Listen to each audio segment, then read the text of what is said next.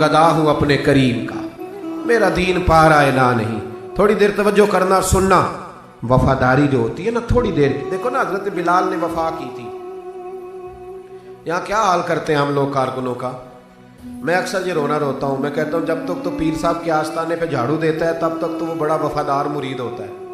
اگر اس پہ قرضے چڑھ جائیں تو پیر صاحب کہتے ہیں اس کا ذاتی معاملہ ہے. جب تک وہ اپنے ہاتھوں سے سیاستدان کے اشتہار لگا رہا ہوتا ہے تب تک وہ کارکن ہوتا ہے، کارکن. اور جب وہ کہیں الجھ جائے تو کہتے ہیں جی میں جی اس کے ذاتی معاملے میں نہیں. یہ ذاتی معاملہ کیا ہوتا ہے؟ جب تیرے اشتہار لگا رہا تھا سیاستدان کے تب ذاتی معاملہ نہیں تھا. جب کسی کو ضرورت پڑ گئی تو اب معاملہ ذاتی ہو گیا. پیار کرنا پڑے کچھ دینا پڑے تو پھر بھاگ گئے بفر گئے. اور لوگوں کے پاس جب دولت آتی ہے تو رنگ ہی بدل جاتے ہیں. جب اقتدار ملتا ہے تو انداز ہی بدل جاتے ہیں.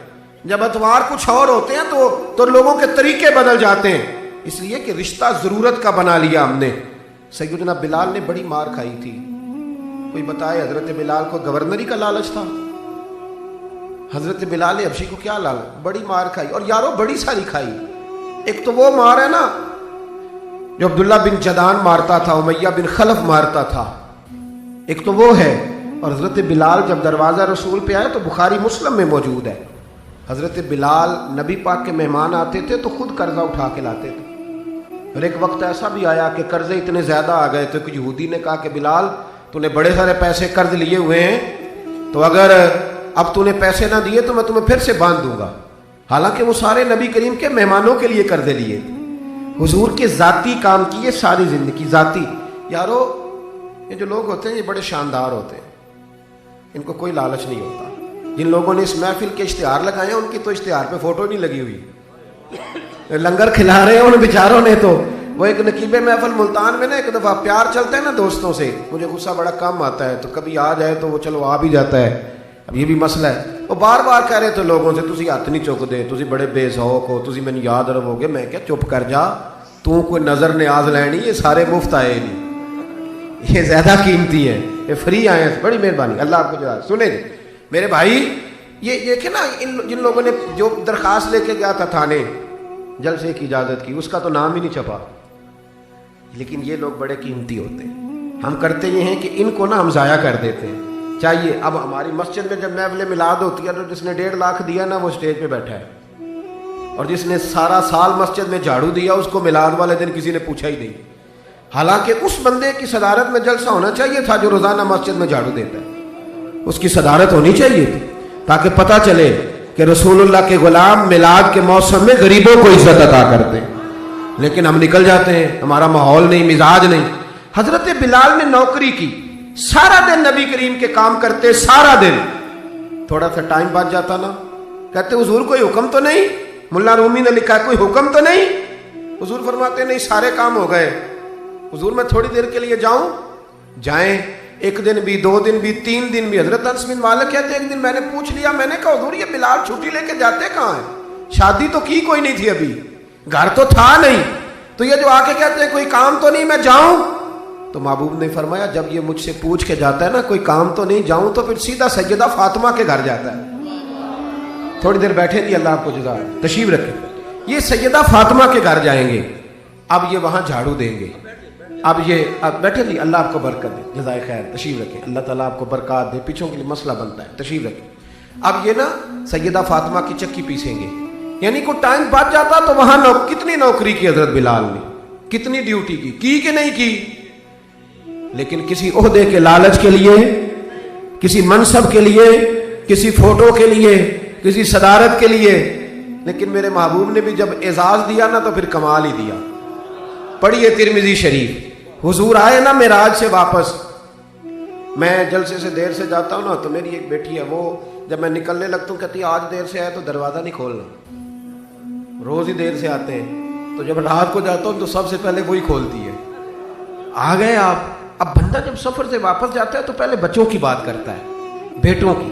محبوب معراج کے سفر سے واپس آئے، لیکن سب سے پہلے جو بات کی وہ حضرت بلال حبشی کی. سب سے پہلی بات سیدنا بلال کی. مجمع میں بٹھا کے، مجمع میں حضرت بلال کو مجمع میں بٹھا کے فرمایا کیا عمل کرتا ہے بھائی تو بلال؟ عرض کی حضور کیا ہوا؟ فرمایا بتا کیا کرتے ہو؟ कौन सा अमल है जो ज्यादा करते हो? कहा हुजूर हुक्म करें। तो महबूब फरमाने लगे जब मैं जन्नत में गया हूं ना मेराज की रात, तो मैंने वहां तेरे कदमों की आवाज सुनी है। जन्नत में तेरी अब किसने जर्रों को उठाया और सहरा कर दिया, और किसने कतरों को मिलाया और दरिया कर दिया। ये किसकी हिकमत ने यतीमों को किया दुर्रे यतीम, और गुलामों को दुनिया भर का मौला कर दिया। एक बड़ी अजीब बात लिखी है इब्ने इसहाक ने, कहते हैं कि जब फतेह मक्का हुई ना, जोहर का टाइम हुआ, तो नबी करीम अलैहिस्सलाम ने फरमाया चलो अभी अजान पढ़ो, बिलाल को बुलाओ। तो जो है मेरी बात पर सुने और याद रखें। हुजूर ने फरमाया बिलाल को बुलाओ, अजान पढ़े। तो एक शख्स ने हुजूर के कान में मशवरा दिया कि या रसूल अल्लाह सल्लल्लाहु अलैहि वसल्लम, काफिर तो पहले ही सारे जल गए, मर गए, फतह मक्का है। तो कुछ लोग हजरत बिलाल के बड़े दुश्मन हैं। तो या रसूल अल्लाह सल्लल्लाहु अलैहि वसल्लम, बिलाल ये हमेशा पढ़ता है, वही पढ़ेंगे, तो आज ना किसी और की ड्यूटी ना लगाएं अजान पढ़ने की, फतेह मक्का का मौका है, चलो कोई और पढ़ दे। ये रूटीन में जब प्रोग्राम होते हैं तो तब तो मुकर्रा इमाम भी नहीं ना जमात कराता, चले कोई बुजुर्ग आए हैं वो करा दें, आज मौका है, बुरी भी बात कोई नहीं। जिसने मशवरा दिया खुलूस के साथ दिया, हुजूर कोई और ना आज पढ़ दे। लेकिन मेरे महबूब ने जो जवाब दिया वो बड़ा कीमती था। महबूब करीम फरमाने लगे जब पत्थर खाने पड़े तो तब तो बिलाल पढ़े, और जब बदर और ओहद में तलवारें चमके तो तब तो बिलाल पढ़े, और फरमाया जब भूख काटनी पड़े तब तो अजान बिलाल पढ़े, और आज अल्लाह शाने अता करे तो कोई और पढ़े। फरमाया सारे नीचे खड़े रहेंगे, अबू बकर, उमर, उस्मान, अली, तलहा, जुबैर, सारे हमेशा की तरह सुनेंगे, और आज बैतुल्लाह की छत पे चढ़ के जो अजान पढ़ेंगे वो बिलाल हबशी होंगे। मैं लोगों को बताऊंगा कि वफा के रिश्ते ही होते। वफा के रिश्ते व पानी परन सुहेलियां रंगा रंग कड़े, ओ भाइया असी ते पढ़िया उस दा जानिए जिस दा तोड़ चढ़े।